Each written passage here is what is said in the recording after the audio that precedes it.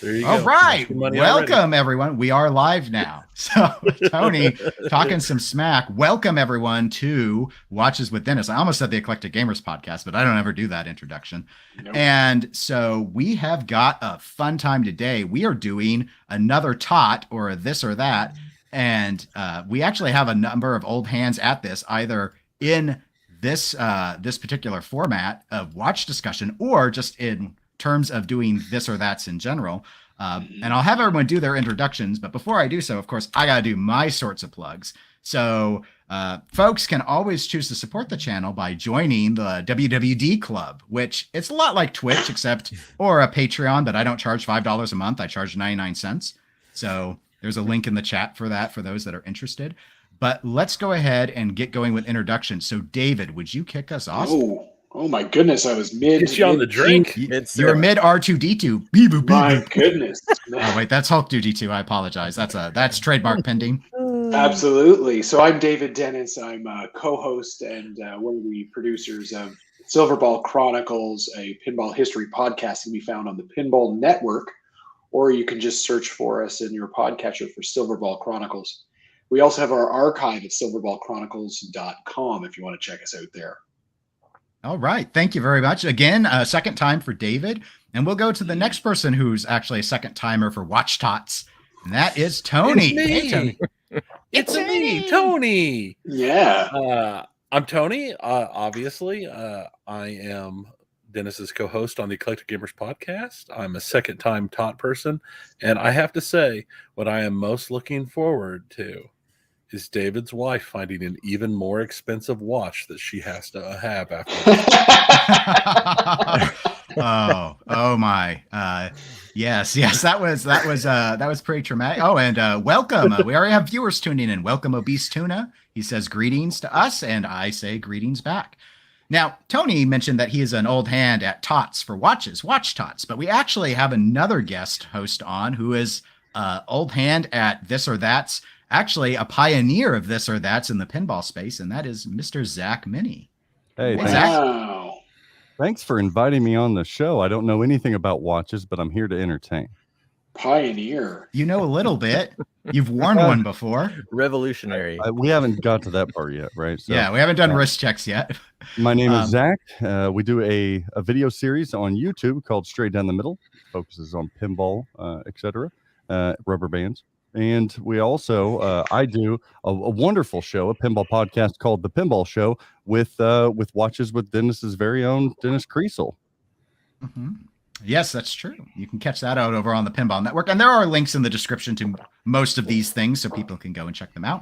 And actually, speaking of the Pinball Network and the Pinball Show, our final guest is Mr. Craig Bobby. Mm-hmm. Not disguised as furniture, but as a human being. Yes, and I am a first-time Watches with Dennis ToT guest, I guess is the way you describe it.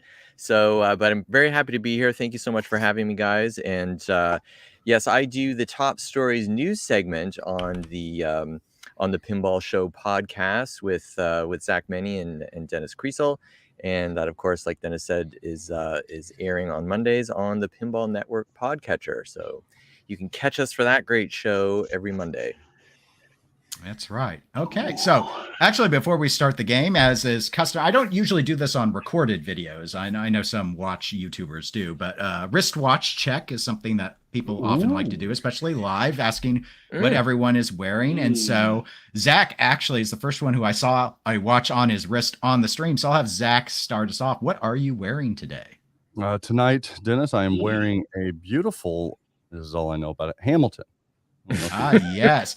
That looks like a Hamilton Khaki Pioneer chronograph. You know Pioneer what? line with the two subdials. Yeah. Champagne dial style. Very nice. Really well. It's a beautiful NATO strap. Looks like the same NATO strap that's on my field. Very nice. I think that watch is actually powered by the H31, which is a modified Valjoux movement. It's very, very good. You know exactly right off the top of your head. Yeah, Valjoux movements are a bit big for me and my little scrawny baby T-Rex wrists, but I received this gift and it's very special to me. Speaking of Hamilton, Mr. Mike Hamilton is in the chat saying, "Hey, it's a me." Hey, Mike. All right, Craig, are you wearing anything today? I am wearing something here today. I am wearing what I call the everyman's watch, which is, I know this is a Dennis and Tony favorite, which is Damn, I say that Oh, it's a tongue-in-cheek, favorite now.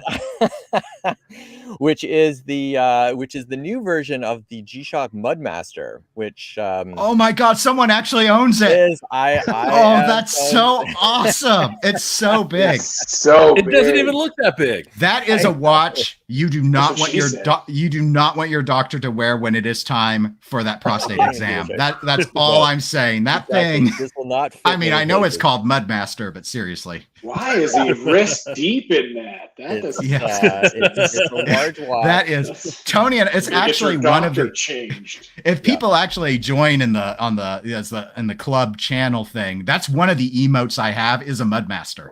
It's one of the Is it? emojis. Yeah. Yep. Yep. Yep. Just because Tony and I have talked about it so much.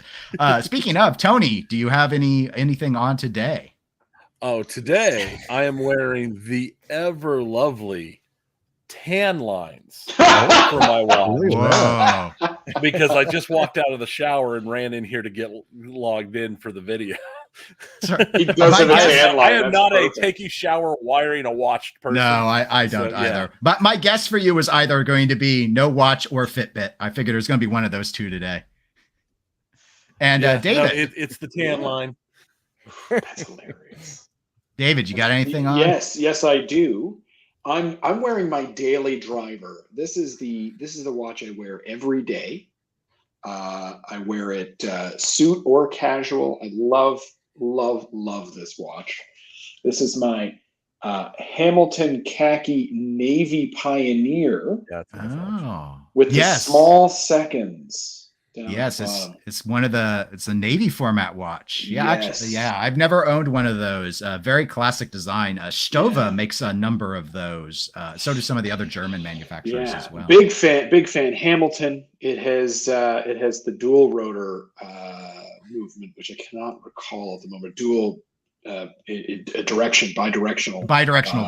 bidirectional rotor, and it has the date window and the small seconds. I can't remember the number, but it's great. I wear this watch all the time. Now, I mean, if it's not sporty or whatever, I'll take it off and switch something else on. But I love this watch. Love it. All right. And I guess I'll end us. And in honor of, we are all also pinball people, some major pinball people, some even distributing pinball people. And so in honor of the now known, but not yet detailed James Bond theme that's coming out from Stern Pinball, I am wearing my Omega 300M. Yeah.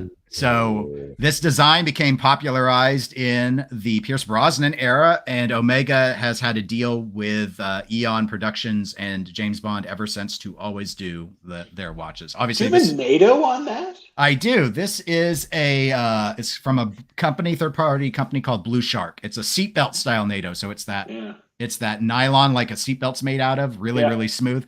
I went to the authorized dealer and Omega makes those and they're Yeah, they're a $120. fortune. Yeah. So I said, you know what? Blue Shark has them for 36. That's what we're going to do. Can you pose, So- Dennis? You got to do the pose though. With the finger gun. There it is. Oh my gosh. There. Zoom it in. Yeah, There we go. Yeah. I'm scared. Don't clip that. All right. So watches, tots, watch tots. All right, this or that. So we're going to start. I'm going to drop some stuff in the chat, and people who are watching, you'll be able to vote in the chat as well. I'll type those up when we start having someone I have to do those manually. So I'll start typing that in after I run through the initial specifications, but I'm going to go ahead and just put the full screen on the image itself. So you all should be seeing tot number one matchup. Yep. And I'm going to, in the chat right now, drop a couple of links in case anyone is curious about learning more about these two watches. But our first matchup is going to be the Liv GX Diver 41 millimeter up against the Tiso Sea Star 1000 Powermatic 80, plus $55 in cash. So I'm all about being fair and balanced. We obviously it's like the same as jumping on thousands of dollars and I see my chat had to split into two. So apparently I should do those as individual liners, and I'll do that as I start reading these out. But So the Liv is a micro brand. They actually have had a number of their watches come out via Kickstarter, and this watch, $750 retail price if you go to their website to buy it, 41 millimeter diameter, as the title of the watch would suggest, 300 meters of water resistance, and it's powered by the ETA 2824, which is a standard third-party workhorse movement owned by Swatch Group. ETA is 42 hours of power reserve on a full wind, and it beats at 4 hertz. So that's the speed of the watch movement for those unfamiliar. And up against that is Tiso Sea Star. So this is a $695 watch, which is why I had to throw some cash on top. It's a little bit bigger, 43 millimeters, also 300 meters of water resistance, and it is powered by the Powermatic 80. Now, Tissot is owned by Swatch, so they own, as I noted, Swatch owns ETA, but any brand in the Swatch group gets to have like customized movements, and the Powermatic 80 is the customized movement that Tissot has been using in their more value proposition watches. It has a tremendously long power reserve of 80 hours, but it is a reduced beat rate at 3 hertz. And for those that aren't familiar, the way hertz works is that's the number of ticks in half to fill a second. So a 4 hertz movement watch means the second hand ticks 8 times in 1 second. 3 hertz does it in 6. And so that determines how smooth your sweep is. And it plays a role in things like accuracy and such. So anyway, those are the matchups. And I will say, David, I'll let you go first on picking this or that. Thank you. I'm not familiar with Liv. I'm not familiar at all with them. I'm very familiar with Tissot. In this prime example here, I want to go to the Sea Star, but the size, the 43 millimeter for me is just way too big. I can probably do a 42, can't do a 43. So I'm being pulled in a couple of different directions here. Do I go with a company I don't really know? Do I go with the established brand on a watch that's too big? The third factor I think that's going to tip me to the other side is that the Liv does have that ETA movement. And, you know, my Hamiltons, all of that stuff, they all have ETA movements in them for the most part. I've had ETA movements in a bunch of my other watches that have kind of come through the collection, ETA the collection. So I know what I'm getting. I also live in a small town. I'm not really close to a place that can do a lot of repairs and things like that. But I'll tell you what, if I give them an ETA, a watch with an ETA movement in it, it's getting fixed. They're getting parts in from their distributor, and my watch guy in town here can actually fix that because it's the same across multiple different watches. So I'm going with the GX divers, the 41 mil. All right, thanks, David. Yep. So we got one vote for the Liv. And how can I not do it, right? I'm not going for the look. I'm going for what I'm going to go for. So Tony, I'll move to you next. What do you pick, Liv or Tissot? Well, I have kind of the opposite problem. A 41 millimeter seems like an awful small watch for my wrists. Baby's first watch? It's not quite that bad. But I am also going to go with the Liv GX Diver for a combination of reasons. One is the ETA movement, but also between the two, overall, I just prefer the look. The wavy work on the face is nice. The little touches of color, the second hand and on the crown, the red pop catches the eye more, and I prefer it overall. It is not so minimalist. Like the Tissot is much more minimalist when it comes to everything. It doesn't have numbers. Everything's very simple, but it's not super busy on the Liv. So I'm going to go with the Liv.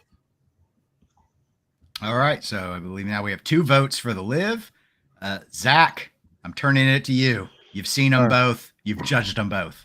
We have a rule on the Pinball Show, and that's no singing, but you said nothing about Here at Watches with Dennis. So I'm going to start this out and say, Liv or Tissot? I'm gonna go here with the Live. To me, is it Live? No, it's Live. In fact, I did not Live, tell you that Zach, they're Live. on their boxes. They actually put "Dare to Live." Oh, It makes me think, "Live to die." wow. I'm Dare going to go live. back to the Tissot. I'm going to Tissot. It's to play better. Yeah. Choose better, David. for that reason, I'm out. I'm gonna go with the Tiso. I'm gonna go with the Tiso because the Live is kind of too traditional looking for me. That band just screams, I'm gonna pull every damn hair out of your wrist that I can. When I look at the Tiso, I do like that gradient color with the blue and black. I think it's going to go with more things.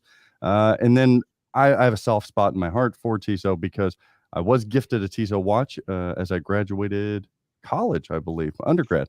So I got one of those watches as well. Other than that, I just like the styling of that gradient blue and the black. It looks almost like, it's not like a glossy band. It's almost like a matte finish band. It's like a rubber band, yeah. Mm-hmm.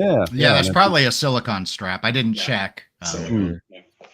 So yeah, overall, I like the looks of that. I don't know anything about watches, people, so bear with me. I'm going to come at this from a design standpoint. I like the legible letters, and yeah, just the Live looks a little boring for me.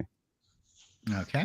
And you know what? I'm going to take that $55 that I get also with the Tiso, and I'm going to pay somebody to wind that thing for me. How about that? Well, it is an automatic watch, so it will wind on your wrist. So that's one of the nice things. And in fact, we have an Amanda Hamilton is in chat, noting that the gradient is pretty, but the Live contrast is a classic. And also, she wants to know what she can get for under $30 plus tax, preferring something waterproof. I Probably can going to be a say Timex. we will have more inexpensive watches as we move forward. Though in the world of watches, under $1,000 is inexpensive. So, and we, in fact, Peter has joined in. Welcome to the stream, Peter, saying the Sea Star is an amazing piece, just oversized in person. So brings up that concern about that 43 millimeters. Mm-hmm. And Craig, I'd like to hear your opinion now. So we got 2 Lives, 1 Tissot. This coming from the guy who's got a Mudmaster. I am, yes, and I do like a big watch, which is why I have this Mudmaster. And I am familiar with the Live brand only because I was in the market, as Dennis knows, a while back for a automatic watch under $1,000, and Live was one of the watches that kept coming up on my on my Facebook feed once I started to look. But I do, and they have some interesting designs. But between these two, I do like, for all the reasons that Zach mentioned, I like the face better on the Tissot. I think it's I just love that blue sunburst. I love the silicone band. I think you could dress that up or wear that watch casually. And those are sort of the main reasons. The brand itself, I'm sort of, doesn't really matter. The design for me, I think, is more important, and I'm not fussy on the movement. I do think I like the watch face better with the just the dots and the triangles and whatever you call that. The markings on the face, I think, are a little more classic in my mind. But the Live is interesting, a little more modern take on that whole design. So it'd be Tissot for my wrist. I love I like a big watch, actually. I like that kind of chunky look versus sleek and stylish. Very nice. All right. So we have a split decision currently. David and Tony are Lives. Zach and Craig are Tissots. I will I threw these up on the screen earlier, but Peter, in response to Amanda's question about the inexpensive watch plus tax that's waterproof, did say the Casio Duro, best dive watch in his opinion, for under $50.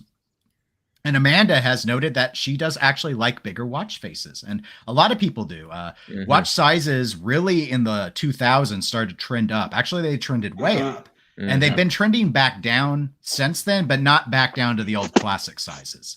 So like 38 mil and those kind of ranges. Yeah. Like generally speaking, men's sizes in the modern era start on dress watches at 36 is the smallest. Okay. But if you're going more vintage, you can go down to, vintage men's watches went down to 33, basically. Some are even smaller than that if you get like to war era. But it's really hard to find anything under 38 now. It's just not without it being like targeted to women. But it depends on the brand, and a lot of other brands are moving to more unisex design. So it's it's just one of those interesting things. Like as Amanda has noted in the chat, 38 millimeter is still small looking to me, but she feels she has man hands. In my view, the dial diameter is important, but actually the lug to lug tells a bigger story. And I probably should try and include lug to lugs, but a lot of manufacturers don't list them on their website, despite the demand by collectors. So I'm going to quit pity-patting around this and give my answer and break this tie. And I'm going to concur with Zach and Craig and go with the Tissot. Now, this is outrageous. Yes, it is. It's absolutely outrageous. You have big lugs. Unacceptable. No, the size of the Tissot does concern me. The 43 millimeters I do have a 43 millimeter. It's almost too big for me, but again, that's because the lug to lug on that watch is over 51 millimeters. And I'm not quite sure what the lug to lug on this is, but I don't think it's as extreme. I do like the movement in the live. But I do not like the dial design. I don't like how they employed the Arabic 12 and 6. I think it's ugly. I think that the date frame you're crazy. It looks cool. I think the date frame looks like it's plastic and looks cheap. All date frames are trash. I think their applied logo looks cheap. Orange is a dangerous color. You can either implement it well, like how Rolex has done, or you can do it like this. And I don't trust micro brands. And so Liv has gotten a lot of good buzz, but Tissot is a storied long-term brand, as the dial itself notes, 1853. That company has been around a long time. And I do own a Tissot, and it's a very comfortable watch. It's much cheaper than this one, but so yeah, I'm going to go with Tissot. Okay. And I'm going to go ahead and close the poll before we move on. Not much into boutique timepieces, huh, there, Dennis? No, you go with the big players, Zach. That's right. Tried and true, baby. All right. And according to the poll results, Tissot won with 77% of the vote. Wow. Okay. That's pretty major. Well, it is the known brand. I can't believe that many people were wrong, Tony. So many such wrongness. Comment below with your own opinions, of course. Peter has noted they just released a 36 millimeter Sea Star, that would be Tissot, in multiple colors. It's strange. Sorry for blowing up the chat. And then he and Amanda are having a conversation. That's what the chat's for. Have the conversation. This is a small channel. It's not like we got 200 people in here. Mike believes that it's #rigged. Well, you sue me in 5 different courts, and we can see if any of them will agree with you, Mike. That's what I'm going to say. So, all right. So y'all know now how this paces, how it goes.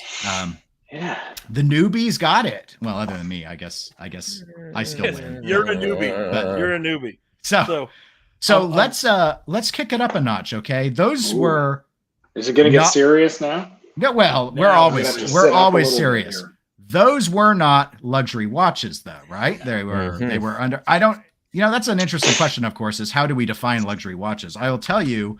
I define luxury watches as anything under $1,000. And then at 1,000, I say we've now entered luxury territory, but your definitions may vary. I don't know, man. There's some people with YouTube videos that would really disagree with you. If you have an article about it, you can define it, Dennis. But no, yeah, I probably should. I will tell you, though, almost everyone will agree. Would you say that they're luxury-ish? Luxury-ish. Would you say that they're luxury killers? My favorite thing. Okay. All right. But I've never met anyone who wouldn't say 5-figure watches aren't. So that's what we're going to do now. Here you go. The Chopard Alpine Eagle Large Edition against Grand Seiko's High Beat 36,000 GMT. And the reference number, because Grand Seiko, of course, has to do everything by reference number, is the SBGJ233. And these watches are both $13,400. Now, the Chopard is a 41 millimeter watch, whereas the Grand Seiko is a 46.4 millimeter watch. So I think Craig's feeling some Mudmaster tingles right now as I say that. I am. They both offer 100 meters of water resistance. They both use in-house movements. That means the companies develop their own movements. Chopard uses what they call the 01.01-C. That is a 4 hertz movement with a 60-hour power reserve.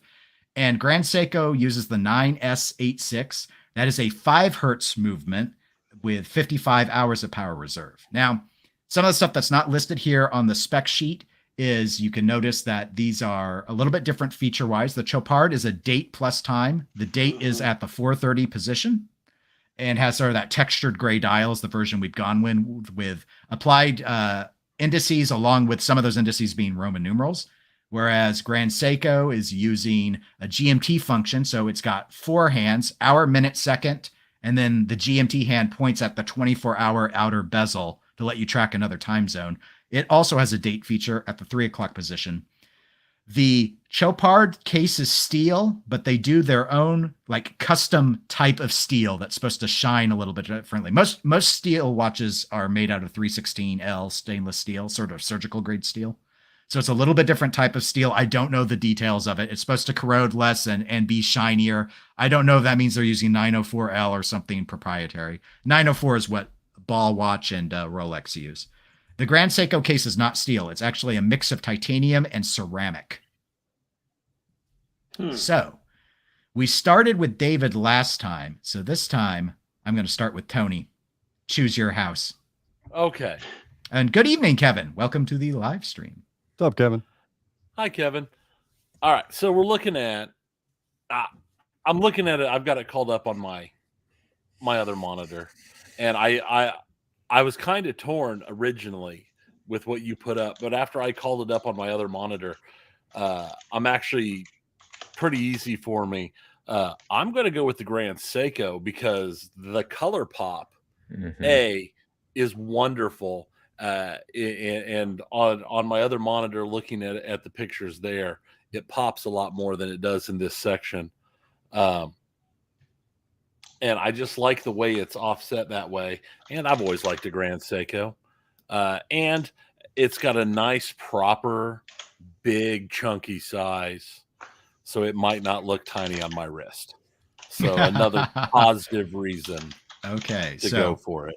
So pick number 1 is Tony with the Grand Seiko. And I'm going to catch up on chat really quick. Looks like Mike is a fan of taking the live from the first round plus $12,000 in cash. So I would probably agree with you, Mike, but that is not an option. And I do see that Nicole is in the chat saying, hey, Nicole, get started on your Christmas shopping. I've got lots of great ones coming up. You can join David's wife in choosing picks. Scott, who's actually a member of the Watches with Dennis Club, is in, and he's one of the big pinball fans as well. And he notes he can't warm up to the two-tone look. So I think that's definitely something where I can see it. And in fact, you like it or you don't.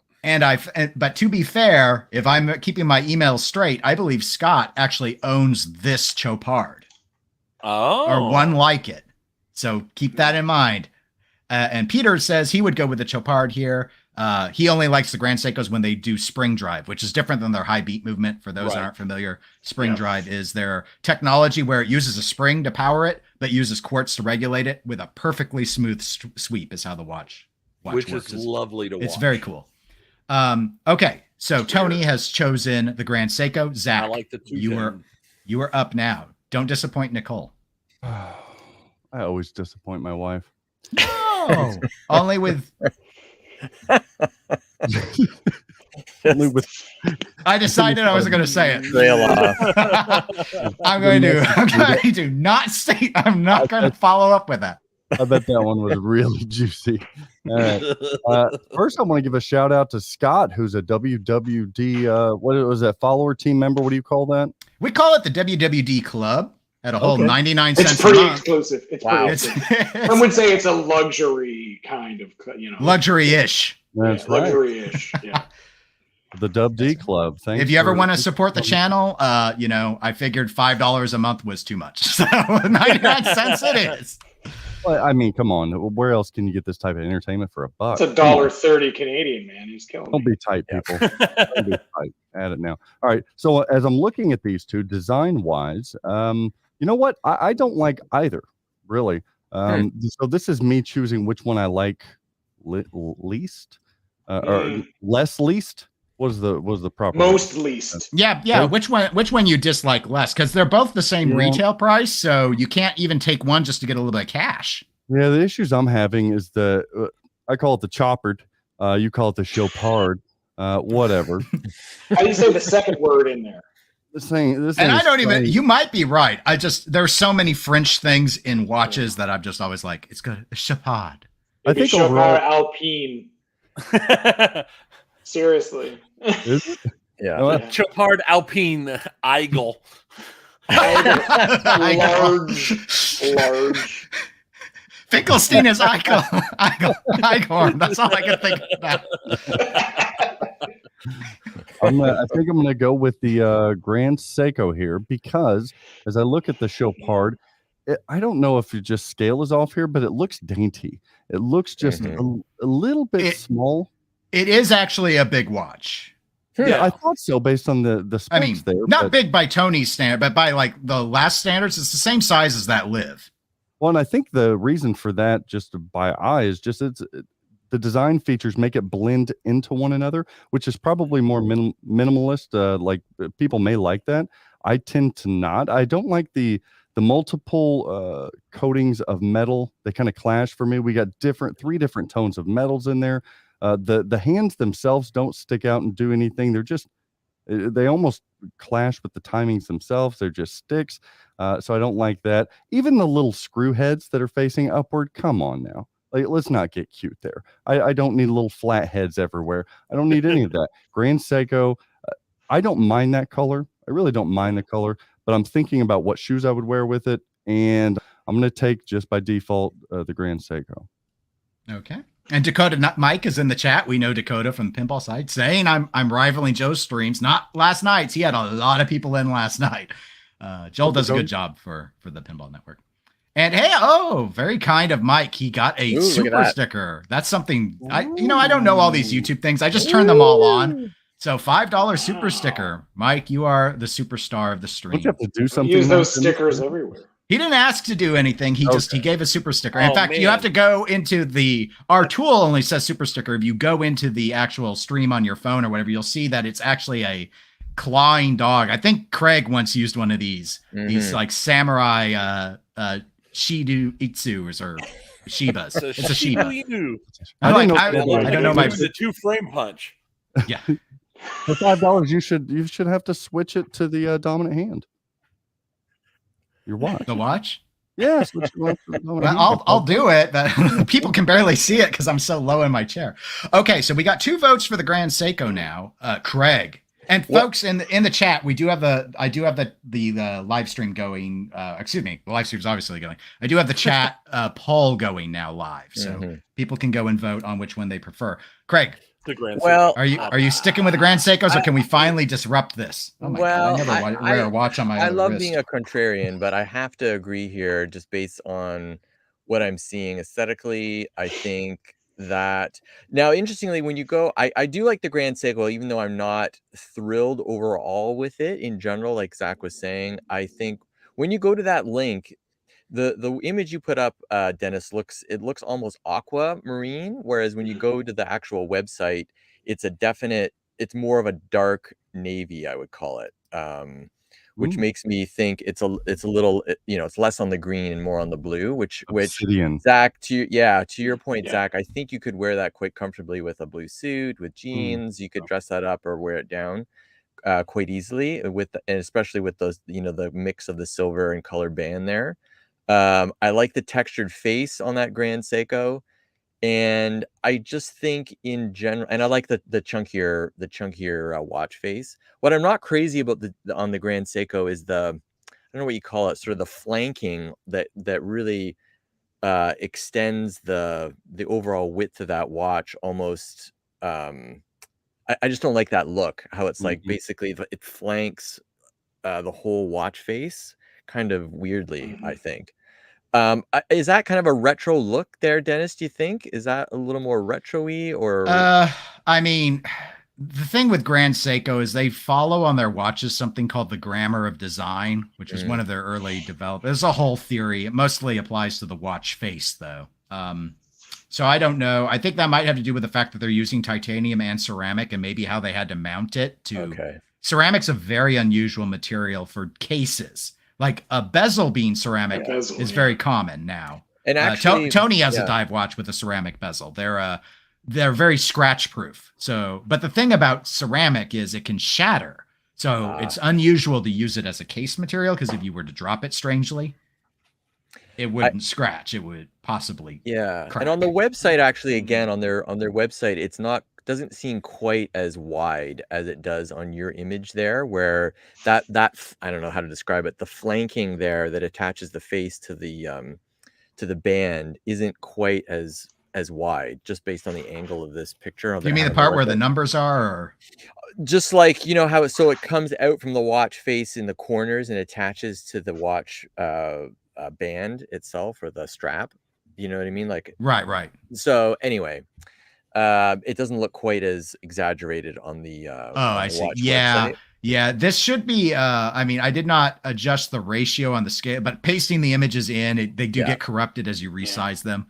So just FYI, and the links I gave in the chat, people can go to the website and look at better photos or better renders depending on the company. And I do like the way they've incorporated the loom onto the silver numbering and hashes on that watch face too. I think that's a sharp design there as well. So yeah, I'm Seiko. I don't know if I'm sold on it over other options for that price point, but between these two, for sure, I think it's. You don't like the watch that requires a screwdriver for ants? And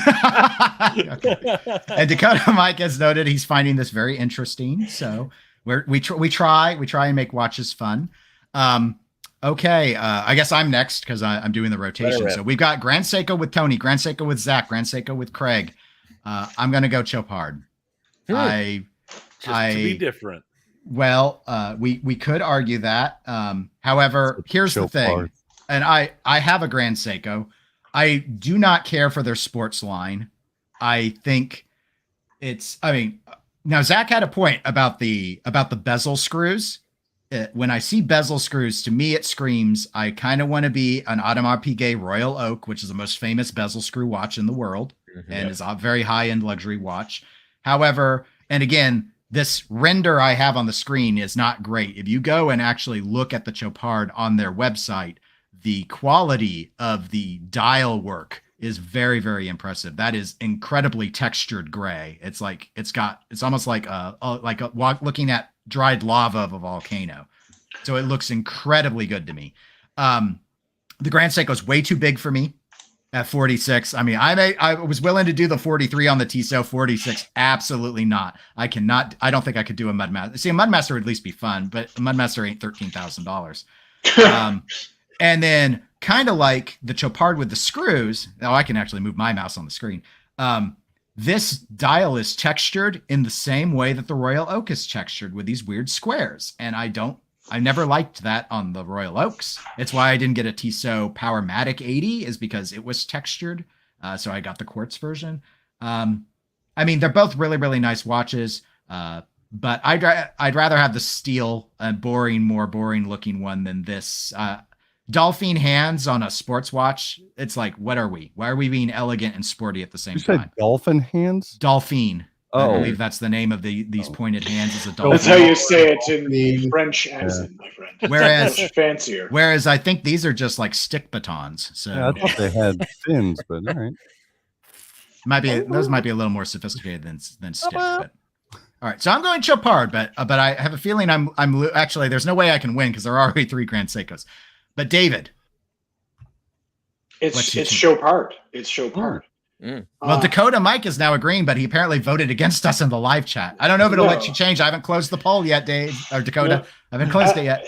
I mean, you're looking at Chopard, who is a proper Swiss luxury brand that's been around for like 150 years. They don't make 1 million watches every year. They're not trying to sell 1 million watches every year. It is a gorgeous, gorgeous watch. Just the watch face, the no crown guards. So where you usually wind your watch there's nothing sticking out like in the Grand Seiko. It's fully available. The really unique watch strap on there is just gorgeous. There's nothing that would make me more happy than to have a Chopard, because when you're wearing one of those and you're dressing it up or dressing it down, it's mostly a dress up watch. But if you had that, only a watch nerd is going to know what you've got on your arm, right? Yeah. Everybody else will have a Rolex. Everybody else will have something else. And that's a you'll be good able to point. sit there. But in defense, isn't Grand Seiko a nerd's watch too? Or is it Yeah. finally mainstream? I mean, No, like I've 5 heard years Grand ago, no Seiko. one knew what Grand Seiko. I They're like, mean, why would I pay yeah. $13,000 for a Seiko? I've heard So of Grand great. Seiko, and I don't know anything about watches. And most people have heard of Seiko though. So they're like, oh yeah, Seiko. I've heard of that before. And Grand Seiko used to be under them. They're actually their own. Like Seiko owns them, but Grand Seiko runs as its own company ever since 2017. So they've spun them off because in a hopes to, I don't know if they can ever free themselves of being called Seiko as long as they keep it in the name. But Yeah, it just doesn't do it for me. If it's not a spring drive, it's not a, I don't like the design. The size is outrageous in that one specific, but I'm going bigger heritage. I'm going fancier, nerdier, Chopard Alpine Eagle. okay, so 3-2. The other panelists beat us, David, though, going with the Grand Seiko. Catching up on chat here real quick. Cloudkin says Chopard with the blue dial. I chose the gray dial, but there are other colors that are available. That's worth a Googling with the blue dial. And Cloud also notes that all of these watches suck. When am I going to bring out the good stuff? Well, maybe never. Maybe never might be the right answer. I vote for Spicy Ken. And No, and They and do have an Alpine Eagle in the rose gold and no. titanium. for No David's rose watch. gold. It's No. only $36,000, so it's only slightly more expensive than her pick from last episode. and Scott has asked, can you be low key in a two-tone and 46 millimeter size? Maybe not. And then Peter has noted Chopard is a great watch, but in the era of people buying watches that have to retain value or increase, it is a slept-on brand, which is a good point. Yeah, very well said. I wasn't really familiar with it until viewers wrote into me about it.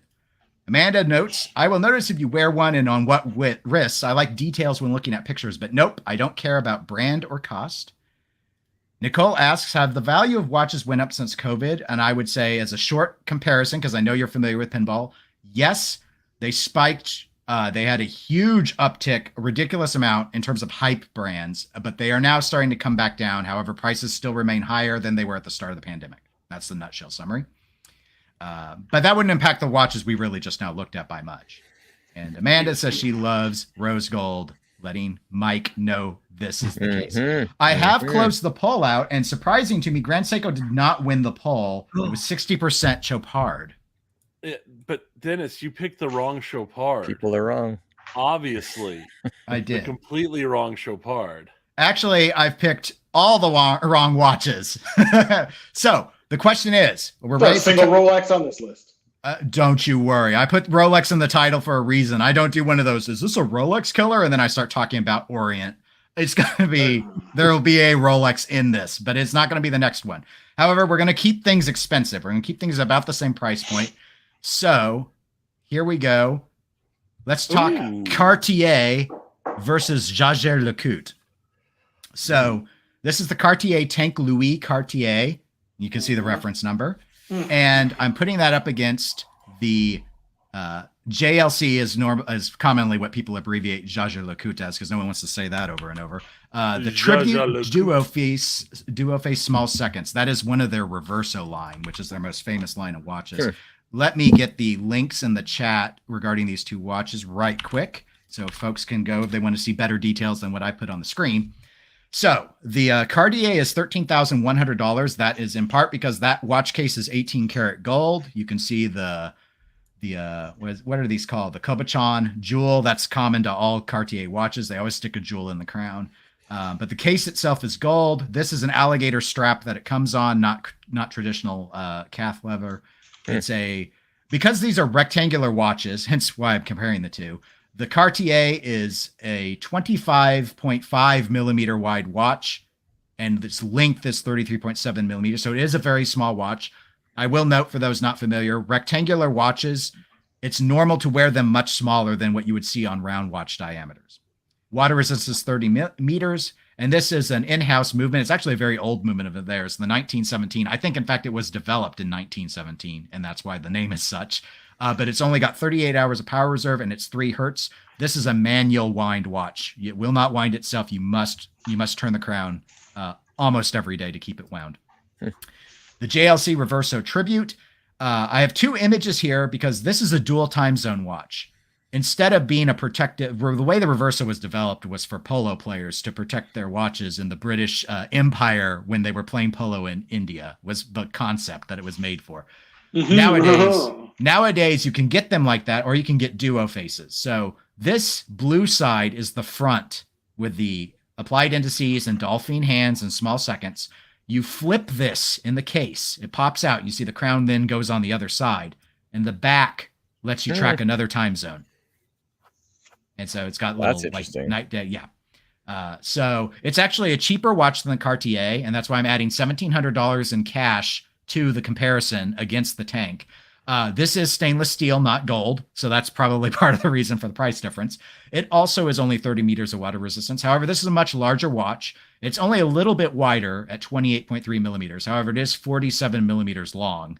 And it is also a manual only hand wind movement, the 854A, 42-hour power reserve, and also a 3 hertz movement. So I will get the poll created here, but I'm going to start it off with Zach this time. Choose your house. Okay. Do people really wear square watches? Is that a thing? I mean, I do when I wear suits. Okay. I have I don't have this GLC, but I do have a reverse. These are like formal, very dinner, black tie kind of watches. Yeah, the shape of this, again, ignorance here, internet, ignorance to my lack of knowledge regarding horology or timepiece. Look, I think I wouldn't wear any of them. Yeah, I would. I want to wear that Cartier. That Cartier is awesome, because if I'm going to wear a square watch, I'm going to stand out. And there's nothing that stands out more than that watch right there. Look at that thing. My ass would have, get this, gator loafers, no socks. I would have a cane. I have a bad back, but it's also a good accessory piece. And an ascot. I would wear an ascot with that Cartier. No monocle? No monocle? No monocle needed. My vision's pretty good. And I like that little turquoise nub. What do we call that, Dennis? What was that thing? I think it's called a Cobichon. Oh, a Cobichon. Just a little peppering and a little razzle dazzle there that I can appreciate. But yeah, the sultry leather on that gator band, as well as that gold stainless steel. If anybody picks stainless steel, I'm gonna laugh at them and spend that much money on a watch. Give me Cartier all day long. Okay, so I see Cloud has noted that he thinks the Cartier is a lady's watch, and he would take the JLC by a mile. And it is a very small watch. However, I will say, per Cartier's website, I believe I did make it flag only watches they as a brand considered men's watches, and it was included. I'd still sport it. So. Well, it's interesting, Dennis, because I go to your link and I'm flipping through, it does show a woman wearing it. It's for both. I see. Or I'm wrong, and I grabbed the wrong one. Although it does say large model on it, so I don't know if that's a woman in that photo. All right. Oh my God, they're debating.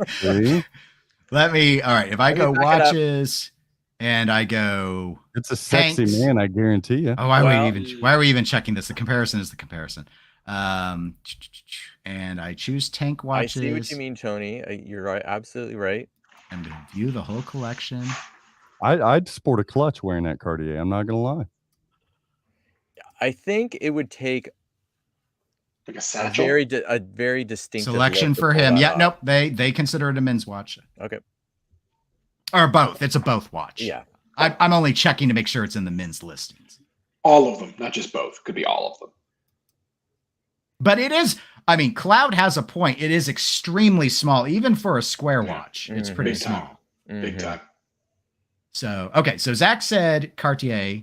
Craig. I would actually be laughed at by Zach by paying, $13,000 for a stainless steel watch case. Or $11,000. Well, I'm only asking you to pay $11,000 and getting $1,700 in cash. And I would donate that $1,700 in cash to a charity. But I would say, in looking at the websites, that the blue watch is definitely a very elegant watch, which I think in a blue suit you could actually pull off. I do think, when I think square watches, I do think more of it as a woman's watch. So you definitely, I think, as a man, would have to dress that up and have a very formal look to pull either of those watches off. But in particular, I think that Cartier would be more challenging in my mind to pull off for most men, to not have it look like a woman's watch, just because of its size and shape and all that stuff. You gotta own it, Bobby. Yeah, you do. You would have to own it. And I do like the uniqueness of that reversible watch face, which I think is extremely unique and would make that watch even more functional. I mean, look at the watch face changes completely, which I think is fascinating and gives you kind of two looks there for the price of one. So there you go. Finished.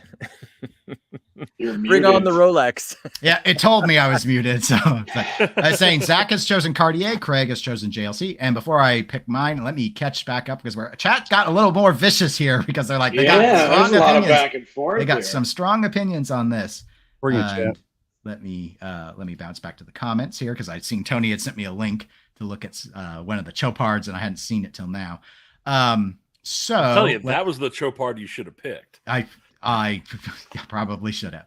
So let's see. Peter had said he chooses the JLC. He owns the Cartier Santos in large and the G-Shock all metal version, square watch. Do those count? They count as square watches. I love the Santos. I might do one of those as a ToT. Watch. But I've been looking at buying a Santos, so I have to be careful. And Mike has noted these are not cargo short friendly timepieces. No. Which is true. They probably would not. Depends if you've ironed your car. Oh, Obese Tuna says he's a fan of the Cartier in this instance, though he would opt for the JLC. Some haters And Solensnaya says these watches are ugly. So David's pocketbook is safe this round, I think. Good. And so Mike notes that we should be stainless steel strong against Zach and his gold bias. Yeah, exactly, Mike. And Peter says Cartier Santos is the men's watch in their lineup. These are amazing watches. It's interesting. So, like, if you want to get into Cartier, tank is like the most affordable way to do it. Yeah. However, Santos was like the very first men's wristwatch in the world. So there's like a huge pedigree behind that. Santos are a lot more square than they are rectangular. In terms of my pick, I would go with the JLC. Sorry, Zach. I do agree. Like, I think the Cartier can be a lot more of a statement if you rock it. I don't think I could, though. I don't think I could. I love the face of this watch. I really like it. But which one? The face of the Cartier. Oh. Like, I like this. I like how it looks. However, I'm going with this because the duo face is so cool. Mm-hmm. Mm-hmm. I mean, it flips over. They're so the blue is very, very radiant in person. I like 47 millimeter length watches. I do have a JLC that is probably around the same length. It's not this though. This was out of my price bracket, but yeah, I would go with that. Even though material wise, it's not as impressive of a watch. However, it's got a better power reserve and it's a little bit bigger, and I think people would see it easier. But I would only wear it for like work stuff, like when I'm going to the legislature or something. So I mean, it's only a sometimes watch anyway. You are the JLC to my Cartier. I am. Sorry. Yeah. David, Hello. what do you pick? Yeah, we're talking dress watches here. We're talking suiting up, going out dress watches, and the JLC is not a dress watch. Too many complications, right? It's got too much going on. It's got small seconds. It's got a rotating bit. It's not a dress watch. The Louis Cartier is a dress watch, like a dress watch is supposed to be. You are suited up. You're wearing some nice shoes. You're going out for some sort of braised meat of some sort. There are other people there who are also judging you, and you want Happily. them to know Happily. Judge away. exactly, and you want them to know that it's Louis, not Louis. So you're going with the Cartier, and you know it. Wow. Yeah. That, but they're both ugly. Answer with that. I need a crowd. Email watcheswithdennis@gmail.com and give suggestions for better ToTs moving forward, because I did have a few ideas I farmed from, but otherwise I just came up with stuff, and apparently I chose poorly, as Indiana Jones would say. However, I will give David a lot of credit for making a very arguably pedantic but accurate argument. The true dress watch is a hour and minute hand only ultra small watch, and the second hand would disqualify JLC alone. Not even to mention the fact that you can flip it over and have another time zone. So that's a fair point. And before I move to the last, let me see, I haven't read it yet, but Amanda says, Dennis, can I please ask a very dumb question? This is rhetorical, but I'm reading it out anyway. Why in the name of all this holy would you purchase a watch at this price point that you cannot wear daily? Well, I don't know. I've never bought one at this price point. Right. But that sounds like the question somebody who's not as good as me would ask. Because you can. Because you've got other watches to wear. You can't wear all the watches every day. So why collect watches beyond? You would only ever need one watch, right? Except not all watches ideally go with everything. So that's Hammy, if you've got to ask, you don't deserve an answer. Mm-hmm. Well, she did say it was rhetorical. But what isn't rhetorical is me asking Tony to make his pick. So Zach chose Cartier, Craig chose JLC. I chose JLC. David, you went Cartier. So Tony, you're the tiebreaker. Choose your house. It's going to be interesting because don't let me down, Tony. I'm not a fan of either. I can appreciate the history on the tank. My problem is I have an 8.5-inch wrist. It would look like I have one of those little braided string bracelets that your children put on when they're in kindergarten on my 8.5-inch wrist. I mean, a 38 millimeter watch looks like a lady's watch on my wrist. So I kind of have to go with the JLC. I'm not a huge fan of reversos, though. And I really am not a fan of duo face reversos because I can appreciate the original reasoning for the reverso. I like the ability to flip it over to the back for just a nice protected back. I like that. It speaks to something inside of me. So the duo face honestly takes something away from it for me. On the other hand, it is slightly larger and my wrist is enormous.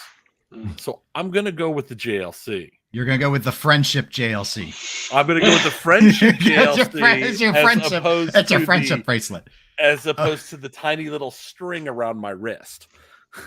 Okay. Well. Y'all are so two-faced. I like it. Double on top. Watch legit like a transformer. Does it really do like pull it up? Oh yeah, no, they're real cool. Yeah, nothing else. Cheap ass watch like that. And rolls over. It's really cool. They've got like spring-loaded ceramic beads that hold it in. I now kind of wish I had worn mine so I could. I mean, it doesn't have a duo face on it, but I've ended the poll publicly, and I'm sorry, David and Zach, but the JLC was 85% of the votes. So. I'm glad. I'm glad 85%. They don't deserve that. Yeah, they don't. It's too. I wish it were higher. Yeah. maybe on the next one. We are so much better than most of those people. So catching up on the chat before we move on, Peter says, why did I buy a $3,000 Mr. G-Shock Square, which for those that don't know, that's a Casio watch. When a solar G-Shock Square is $70. I don't know why, Peter. I'm going to say because it's there. I was going to see, yeah. What color is the Mr. G? Probably the color of awesome. Scott, I gotta say, most G-Shocks look pretty cool. Scott says, like pinball machines, some enthusiasts own too many. That's true. I actually have 3 of my auctions up on well, not really auctions, sale ads up on Chrono 24 to get rid of some of my watches. I don't know. That JLC reminds me of in pinball, the multimorphic, where you can't have one good game, so you got to find a way to make two shitty games, and then it becomes a good game.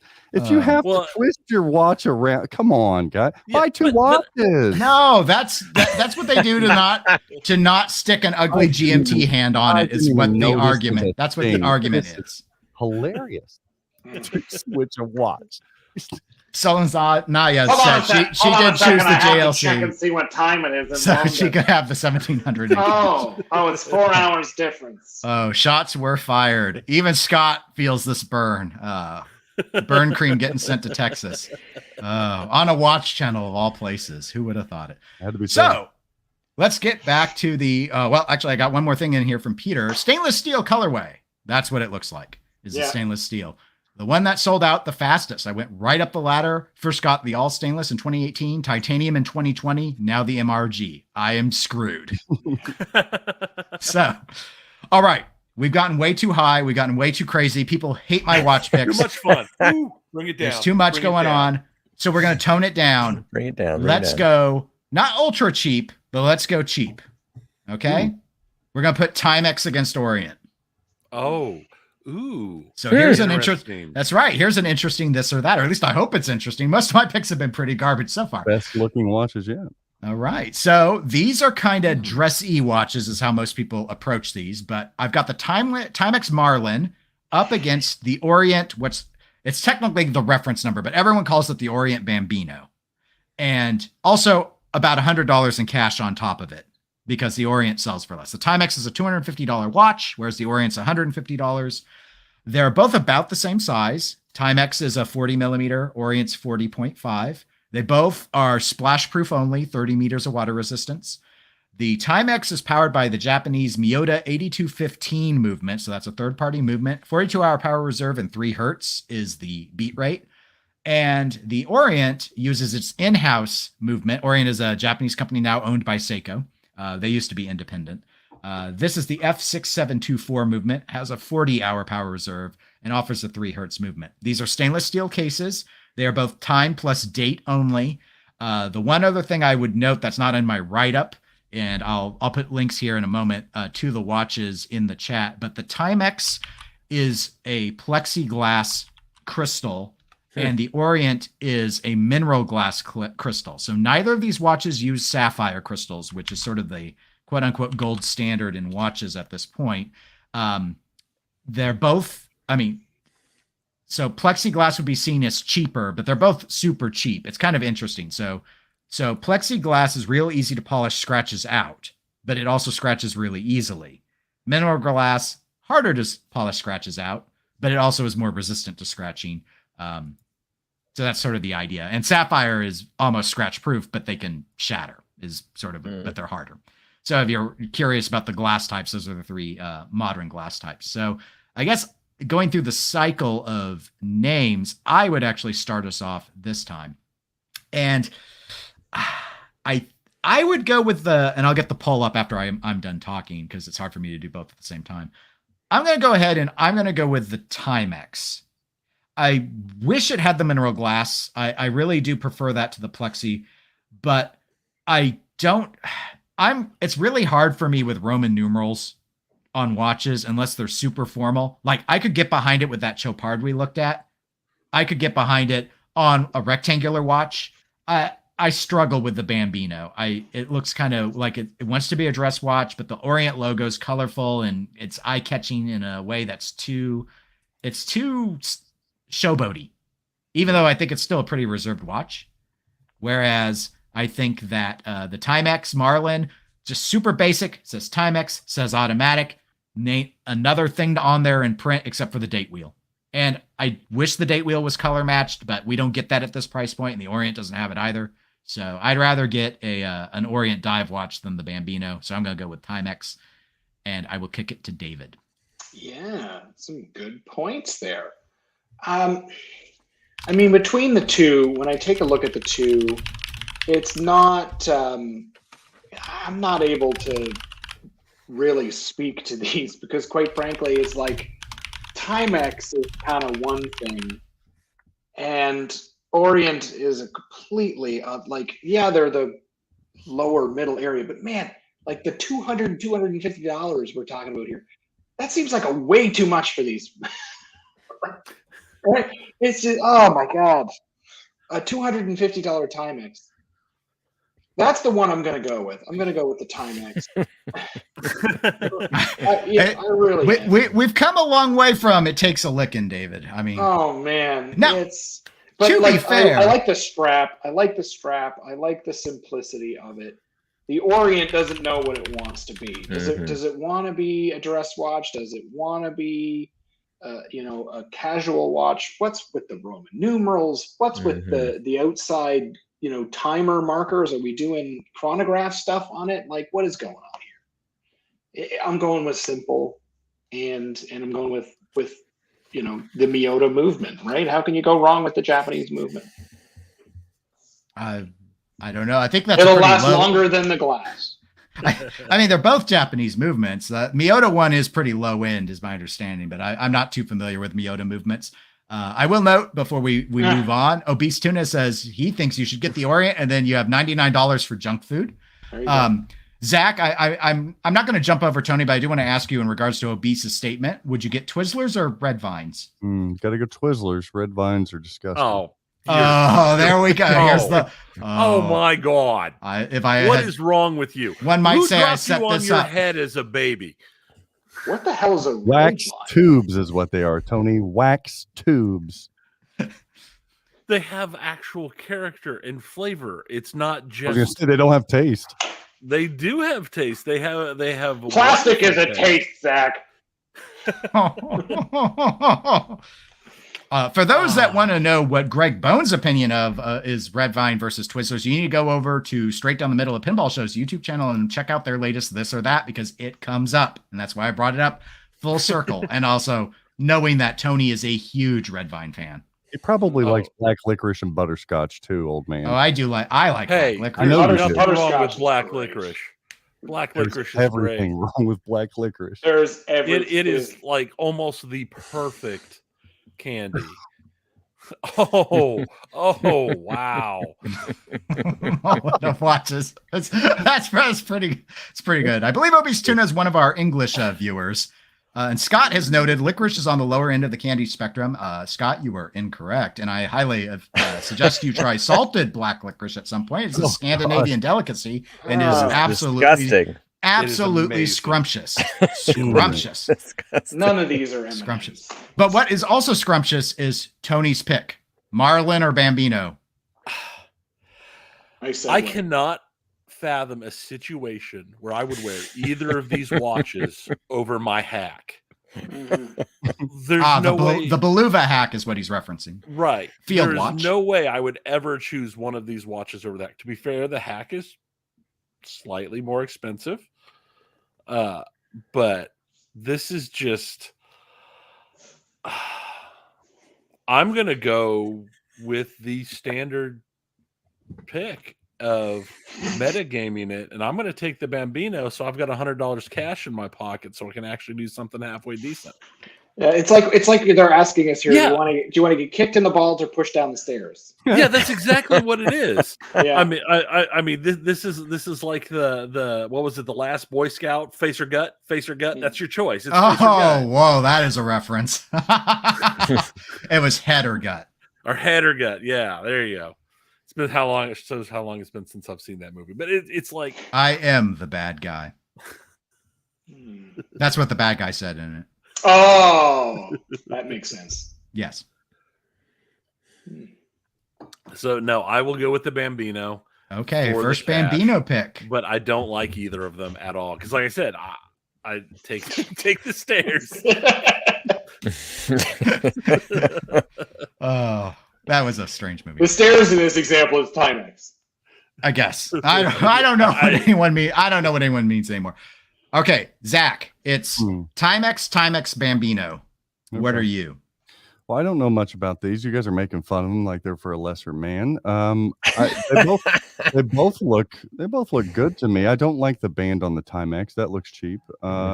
where I think the Orient has some color definition, but I like the simplicity of the Timex. I don't see any issue with either one of these. A lesser man, I guess, has to wear these. So just a minute, I got to ask my pocket creasel here. Let's see. Oh, He's a lesser man. What's that? Is that Din?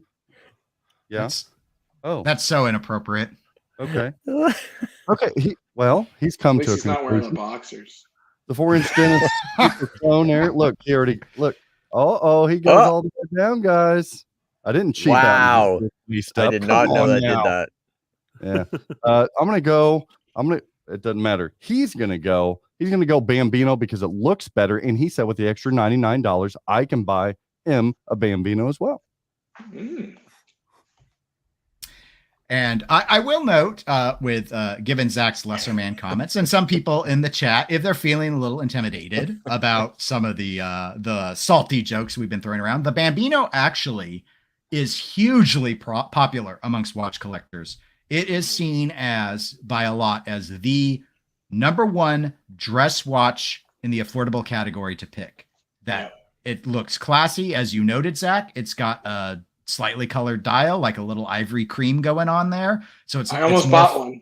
It's more fun. It's a good size, though. People like the bigger size, so 40 millimeters for a lot. I mean, that's small still for Tony. But like a dark blue. I would love for the hands to be a dark blue. They are a dark blue. Oh, see, that's nice. And then the band itself, is that a black? Yes, it's like and textured. Yeah, it might be alligator stamped. That's okay. So, but it's not made of freaking plexiglass, right? No, the crystal is what's called mineral glass. Mineral glass. That sounds a hell of a lot better than plexiglass. Yeah. Who's going to pick the plexi? Who's next? So, Craig, you're the well. Am I the deal? Am I the? You better pick Timex now. There's penile size is on the line. Is on the line here. All right, so we've got Timex, Bambino. Craig, we're once again split. I actually, if I look at these two watches, call me crazy, but I do think the Orient watch looks like a more expensive watch, in my opinion, than the Timex.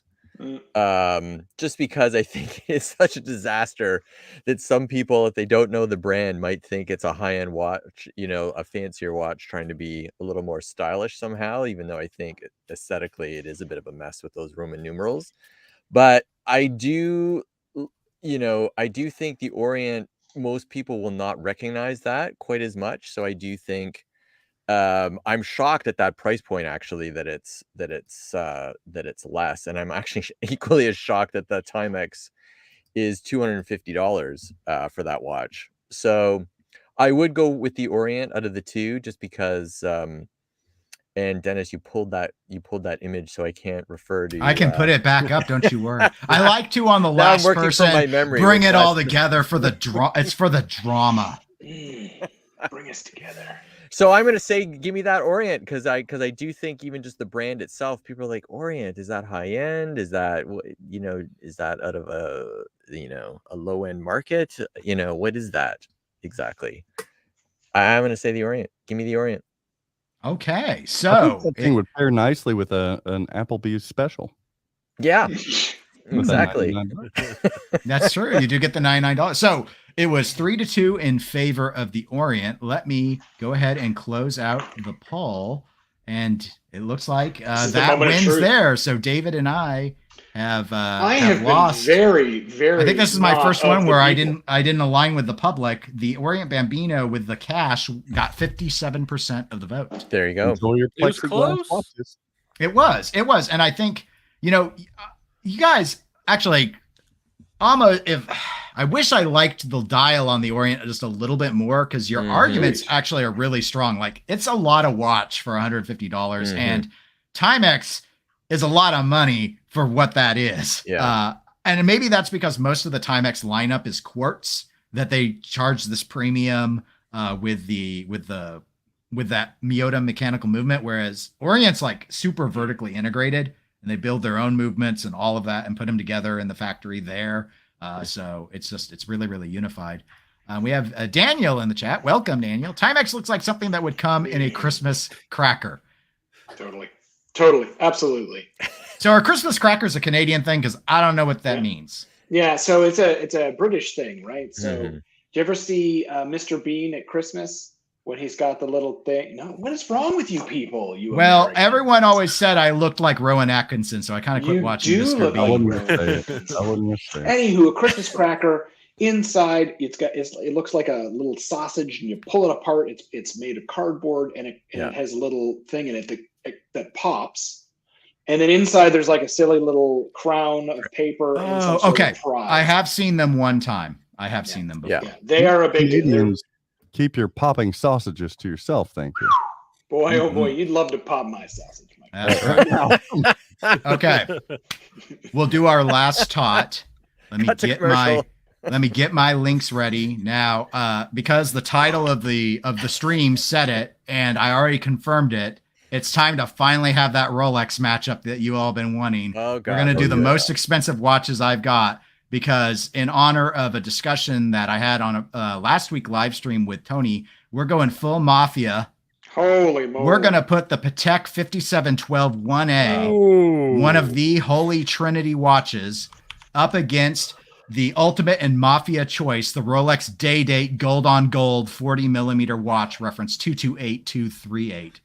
The Patek is a $48,000 watch, and that Rolex is only $37,000. So I'm throwing in $11,000 in cash on top of the Rolex if you choose that option, because it's getting that super serial, folks. So I've got the links to the two watches now in the chat. I'll get the pull up in a moment. Let me run through the specs right quick.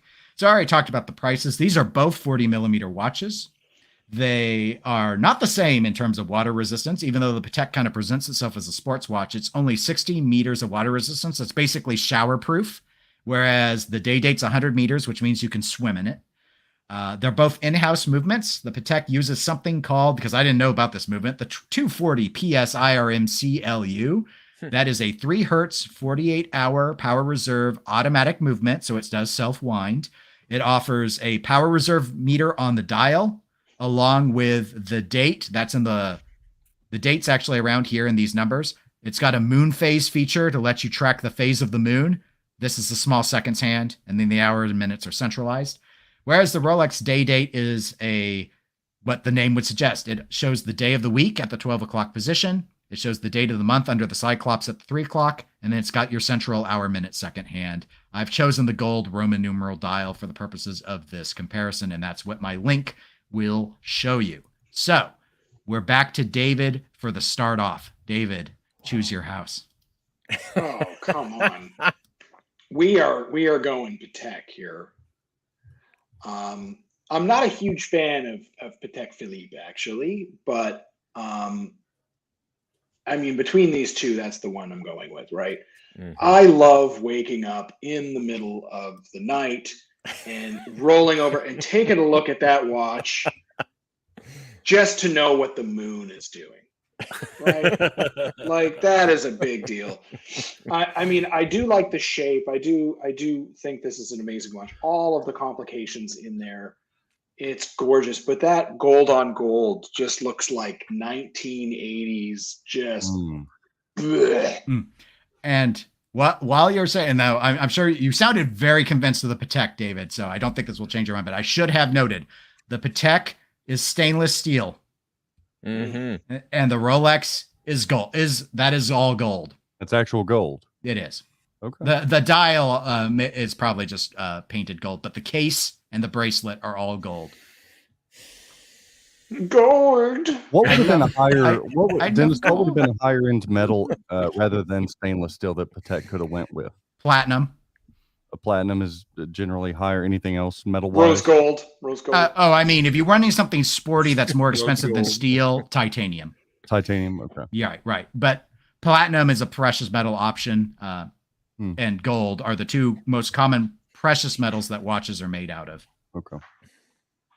I mean, sometimes you'll see like silver. I don't think silver counts as a precious, though. So anyway, all right. So David was very, very, very, very, very, very sure that he wanted that wonderful moon date. Yeah. And I'm not a big big Patek Philly. Like I'm not like the Holy Trinity stuff. That doesn't really get me going. Like it's cool and all, but that's not. And I did just double check. It's 18 karat is what that Rolex is made out of. And so 18. Just catching up on the chat before we move on to Tony. Amanda says she lied. She took the down payment on a G-Wagon because she had said the Patek at first, I believe. Yes, she had. Mike says, which one would Joe Pesci wear? That's critical. Obviously the Day Date. Yeah, I think so. Solanaya says you should put the Patek on the left and a small sedan on the right. I probably should have. Obese Tuna says the Day Date is simply iconic. It has to be the gold president plus 11,000 in cash. That's true. Yeah. And Amanda mentions the desire for platinum. Mike, though, is stainless steel strong as he has been. Strong. But Amanda is more blue steel strong. I'm not an ambi turner, so I struggle with some of those looks. And Scott says, what do you make of the recent talk that AP is Audemars Piguet, is abbreviation, another one of the Holy Trinity, no longer has manufacturer suggested reserve price on their watches? I would say, just as a quick answer to that, I'm not all that surprised. And in fact, actually, I pulled on our ToT number 3, the Cartier versus JLC. Their prices weren't on the website this morning when I loaded up the pages. They were last week when I built these. So maybe some other companies are doing this too. So I don't know, but it may be the sign of a direction people are going. I personally don't like it. I think you should always be able to have an MSRP on any non-custom item to have a sense as to what you're going to be able to call the retailer and find out how much they're going to sell it for anyway. So it's just one of those things. But Tony, I've stalled enough. I've bought you time. Do you go Sopranos? You bought me time. I did not have the time. You needed it. I had this decision as soon as you popped it. No, this was my you've been torn. I have not been torn, and anybody who saw the last ToT already knows exactly what I'm picking, and that is the Patek, because I don't like the Rolex Day Date. I don't like gold watches, and I hate the Cyclops lens on Rolexes. They just disgust me. So is it Patek or Pahogany? It's Pahogany. It's fine. Whatever it is, I'll sell it. For those that don't know, that is a John Carpenter's Vampires reference. And you haven't seen that, you should see it just for the one-liners. But I will say, the Day Date in the gold is just so... It's my last day on the force, 1970s pop. Oh, yeah. Wannabe type thing, but expensive. It is just so... It just gives that vibe off so bad.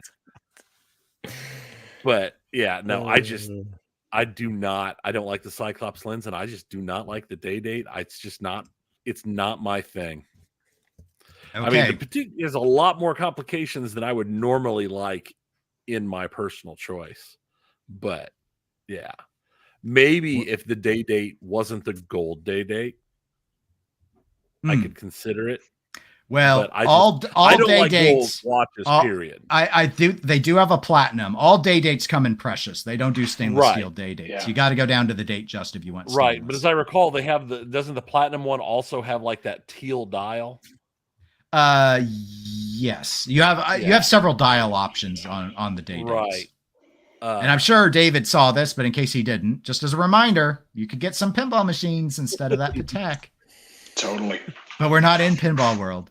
I like Scotty's comment here about going full King Tut. I'm assuming that's a reference to the Rolex Day Date and not, since he's Scotty Pinball, meaning getting Bally's King Tut, which is an EM pinball machine, which unfortunately has a plastic clutch, which back in the day was completely unobtainium and broke all the time. So I would caution against actually getting a Pinball King Tut unless they're making those now.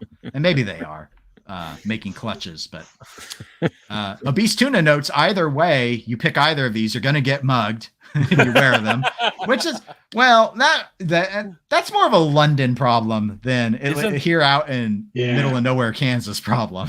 Builds I character. thought when we had stuff like this, we were supposed to hire a security guard and then sit down and eat dinner with him. Mhm. Oh, that is a former Timepiece Gentleman reference. Tony is full of references today. Wow. Daniel in the chat has said he voted for Patek, but he has changed his mind because while he doesn't like gold, he'd rather have that Rolex plus a Godzilla Premium plus a good night out. No. Which, hey, that's I mean, when you compare the Patek, is it really worth 4 Godzilla premiums? Because that's what we compare everything to. Who But needs 4 the but same here- game? That's true. Or Amanda knows cash plus premium plus good night out with Elwin showing you how to play it and custom callouts. I mean, we're getting pretty expensive. Maybe I should add things other than Let's cash. roll If this pinball people are going to always be in the chat, I may need to have some more customized add-ons other than just a pile of cash. But Zach, let's roll this back just a hair before we go to Zach. Since we're going to use Godzilla premiums as the way to go, I want to go with the Patek, which I will sell to get a Godzilla premium He's Who cheating. said and the that? Godzilla Special Edition Grand Seiko. Oh, Ooh. Then, You said- then it's you just said Godzilla's all the way you said down. last taught that I wasn't allowed just to get watches and immediately flip them. It's your channel and you did it last I time. should have. I'm I was just- going to put that I'm in just as a doing new what rule. you said. I'm I was just gonna put that in following as a your rule. metagaming. But you all right. We're gonna have to change the metagame next time. But you already know you were going with the Patek, so that's fine. Okay, Zach, you've heard the passion, you've heard the intrigue, you've heard more references to Godzilla than you probably wanted to on a watch channel. yeah, I thought I was getting away from that.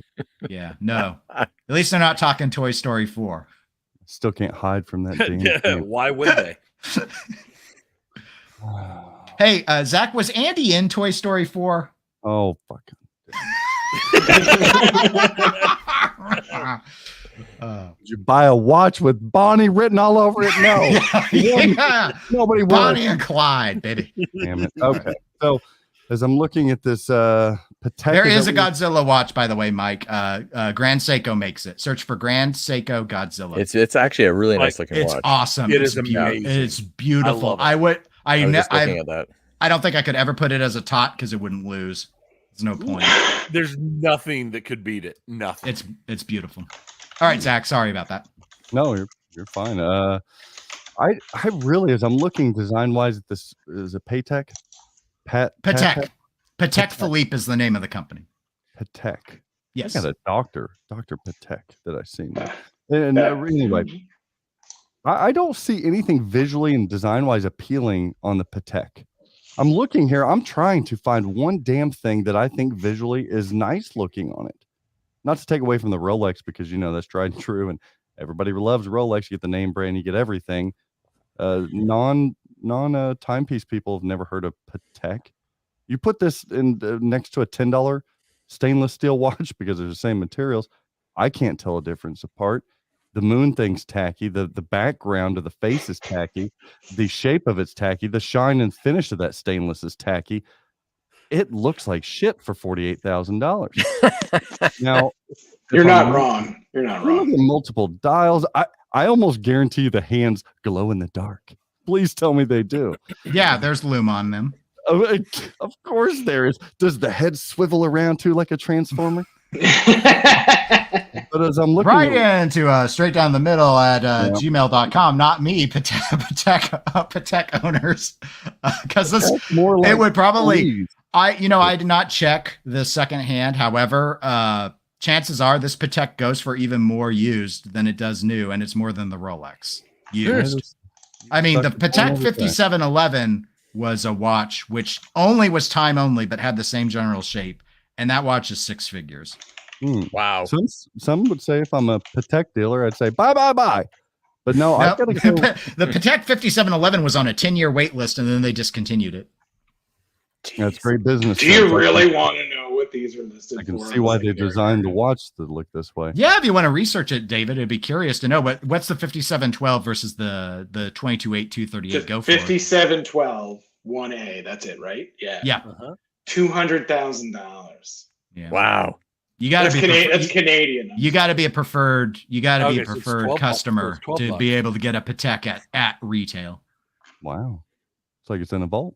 But anyway, You clearly have chosen the day date plus Yeah, it's cash. just when I look, I would have hopped on this double D40 all day long if it wasn't for that damn Cartier. I'm still thinking about that. Well, that's a separate one though.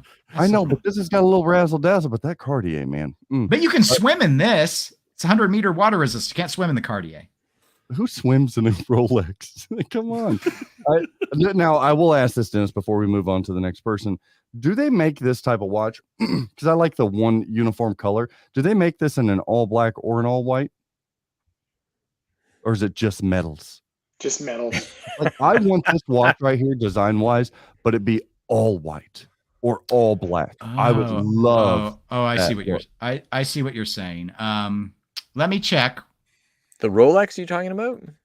Yes, that would be so exquisite. Just a fully all white watch Rolex like that, a day date or an all black one.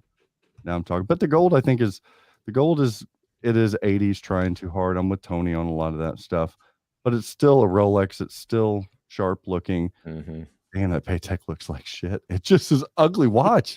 A Spaceman Watch. What is that? Yeah. It's supposed to be like a porthole of a ship. If they took those dials out, you know, the moon dial, and like, which is the date, and the second dial, I think it would be much more elegant than what they're trying to do there. It's trying to do too much in that. Is that like a static television backdrop facial there? What is that? Yeah. It's just like a VHS tape. Yeah. Yeah, it's just bad. It's like, do I want to be a square face or do I want to be a circle? Ooh, I'm so edgy. I'll be almost both. And So the Rolex, basically, I'm a you're fucking asking Rolex. for a 5711. Because isn't the 5711 that basic shape without all the complications? Yeah, it's just the time only. Well, no, it's time date. It does have a date at the 3 o'clock is where they put the date window instead of the kind of 7:30 wheel that surrounds the moon phase is how they did it. Yeah, 5711, really popular. Nice looking watch here. But I couldn't do the 5711 because they don't make it anymore. So I only did things that were in production.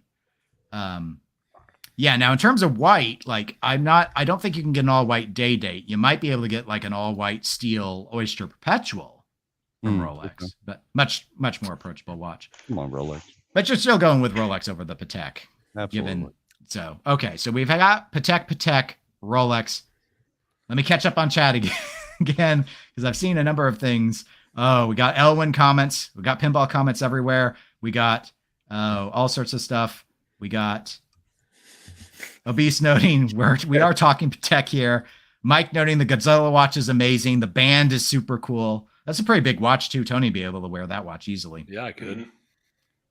Craig's like, why aren't we talking about the Godzilla watch? Because we can't have nice things. And Sky Pinball has noted above ground pools are not deep, especially after they're disassembled and taken away. Especially then. All right, Craig. Zach's been very passionate in deciding against. Yeah. It's more he went against Patek than for Rolex, but the other two guests are pretty big into the Patek. I bet that Godzilla. I bet that Rolex watch when it's on doesn't look as gaudy as it looks in this picture. I bet it's a little more. I just bet it goes better when you're wearing a nice jacket or whatever, and just provides a nice amount of flash. I'm envisioning. Maybe I'm wrong about that, but I do think that everything Zach said. That I think just that name brand as well. My fear with Patek would be to spend $50,000 and to show someone and they're like, what is that?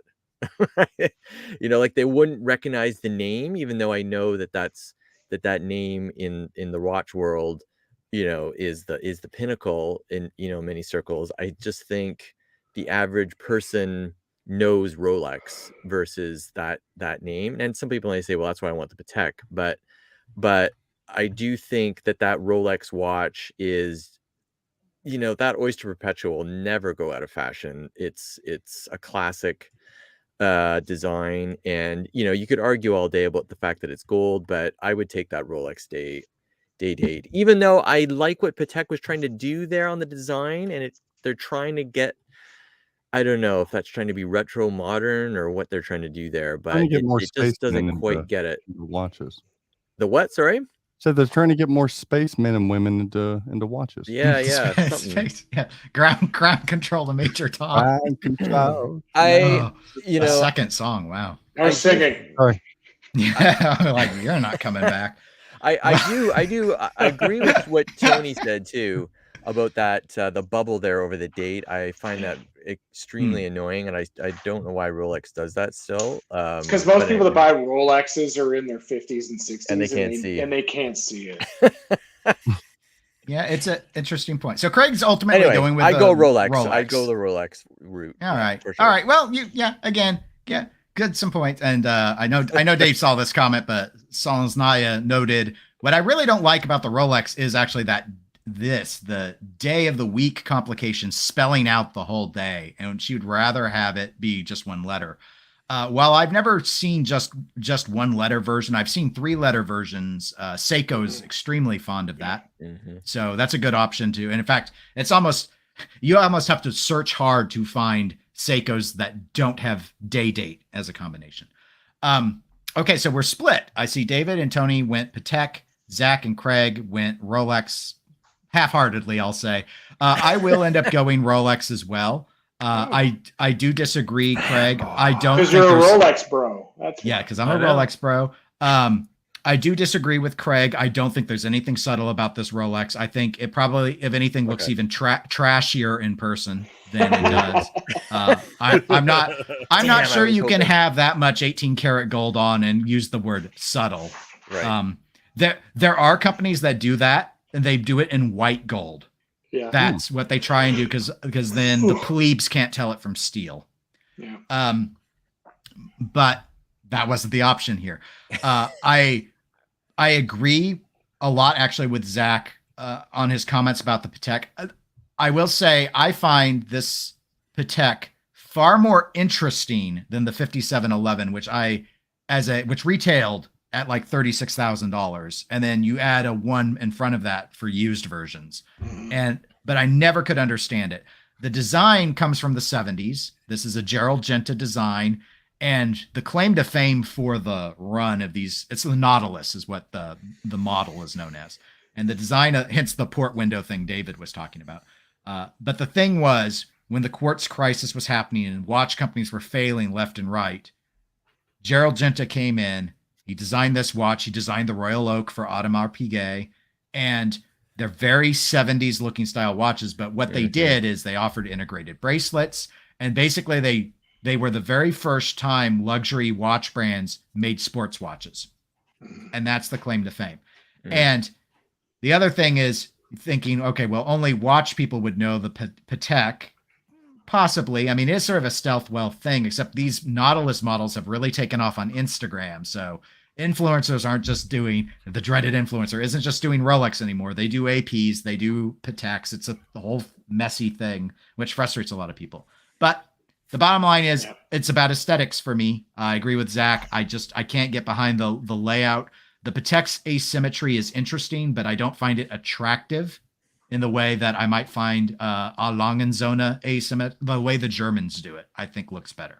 So I'll take my flashy, trashy Rolex 40. I'll take my $11,000 and get myself a Bond LE and call it a day. I like the Montoya in chat. They brought up a good point talking about the design features and the engraving of the Roman numerals. Looking at that a little closer on the Rolex, that is a really nice, almost shadowing effect. It's pretty sharp. It's just a clean looking design on the Rolex.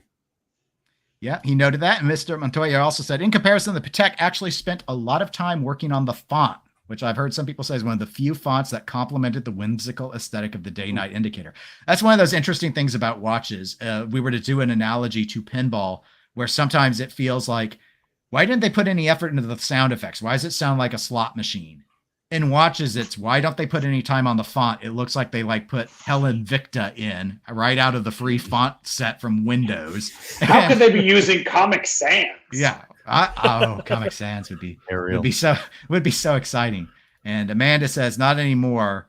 She's saying, I think not anymore could I get the LE with my $11,000 because they're sold out. And I would say, Amanda, do you know who I am? If I want an LE, I get an LE. That's right.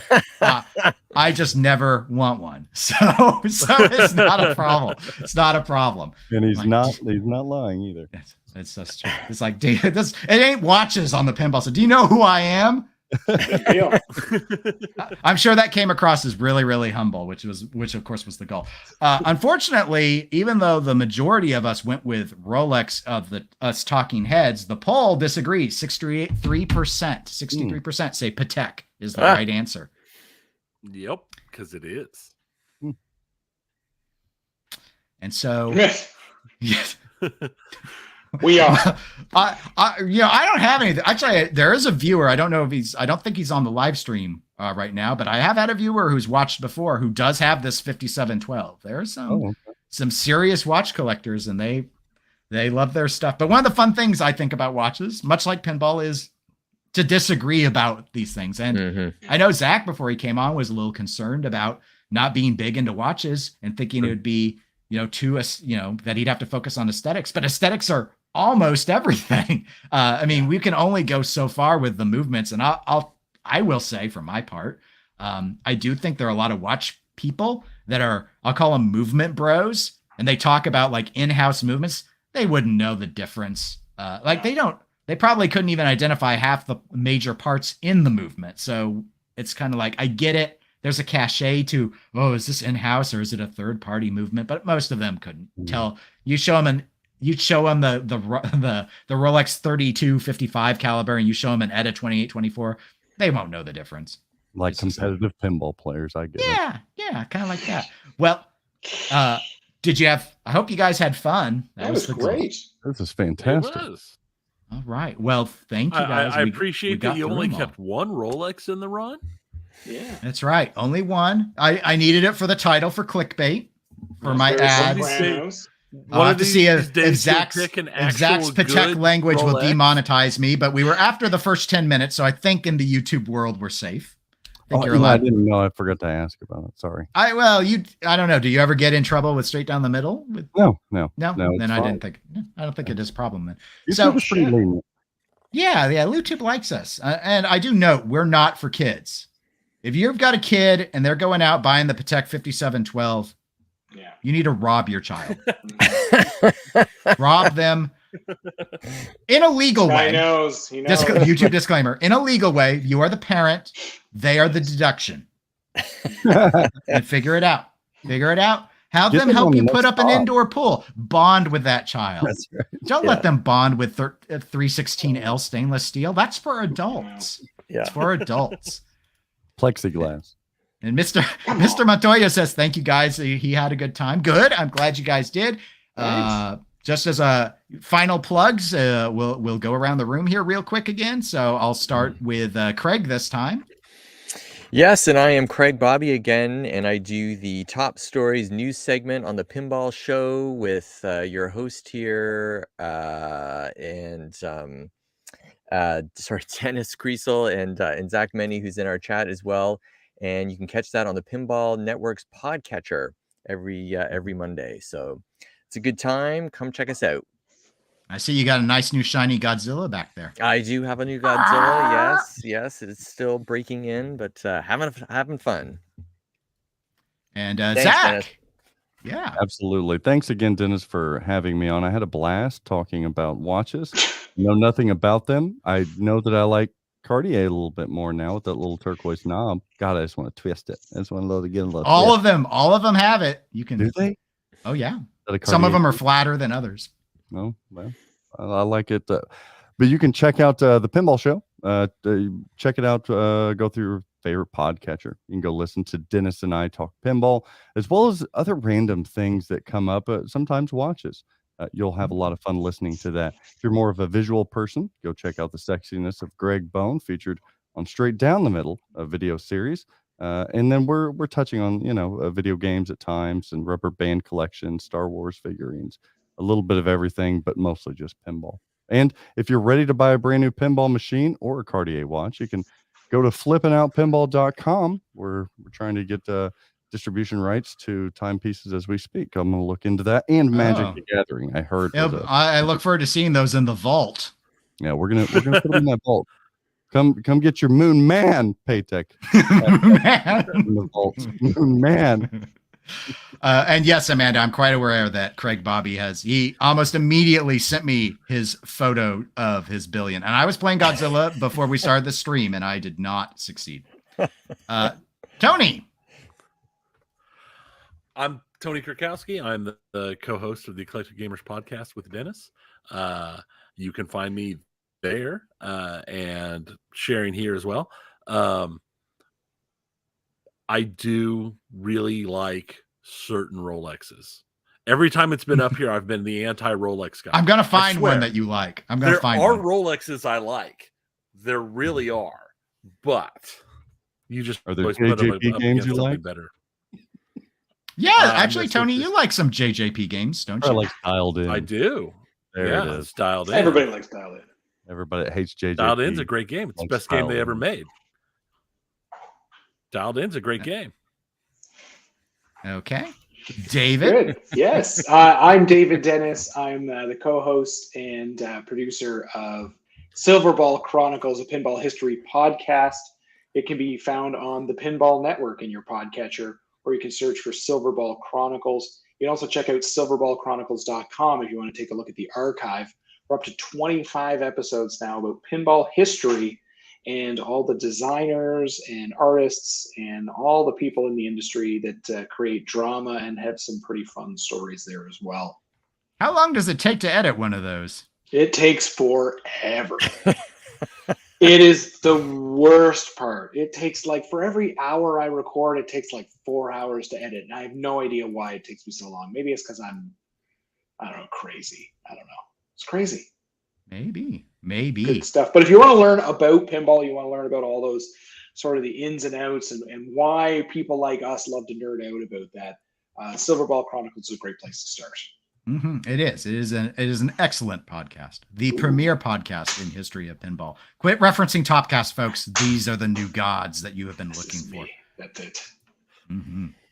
And I think everyone knows I'm Dennis. I host Watches with Dennis. I'm on Eclectic Gamers Podcast. I do the Pinball Show every other week. Those links are all down below. If you want to support the channel, you can always join the WWD Club at 99 cents a month, or you can always pop on and just click like on a video. It helps. I don't know how it helps. It somehow directs traffic, and that gets me ad money. And I don't make no money at pinball, so this is my only hope, is talking about watches. And you guys have deep pockets, and so that, of course, is why we do it. It's all about the green. And so I think that's everything. Awesome. Okay, guys. Thank you very much. You had a lot of fun. If you're catching this on record, I hope you enjoyed Dennis. it. And we'll talk to everyone on the next one. Tony. Thank you, everybody. Let's do it again. Love you.